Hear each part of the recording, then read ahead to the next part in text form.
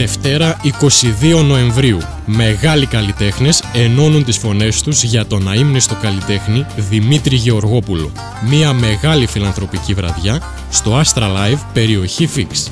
Το πρόγραμμα θα παρουσιάζει ο Χάρη Κλίν. Συμμετέχουν αλφαβητικά οι εξής καλλιτέχνες: Θέμης Αδαμαντίδης, Γιώργος Γιαννιάς, Γιώργος Γιασεμής, Νίκος Ζωηδάκης, Θέλξη, Γεράσιμος Κουλουριώτης, Κυριάκος Κιανός, Χρήστος Κοσταράς, Ανέστης Μαντάς, Ζαφύρης Μελάς, Έλενα Μεταξά, Πάνος Νίκου, Σπύρος Πανταζόπουλος, Σταύρος Φωτιάδης, Χρήστος Χολίδης, Δημήτρης Χρυσοχοΐδης. Τα έσοδα της εκδήλωσης θα δοθούν στην οικογένεια του Δημήτρη Γεωργόπουλου που θα παρευρίσκεται στην εκδήλωση.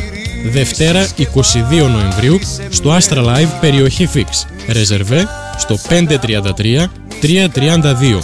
Χορηγός επικοινωνίας όλοι οι συνάδελφοι του Δημήτρη Γεωργόπουλου, τραγουδιστές και μουσική. Με την υποστήριξη του Λαϊκού Ραδιοφώνου Ελληνικό Φαινόμενο.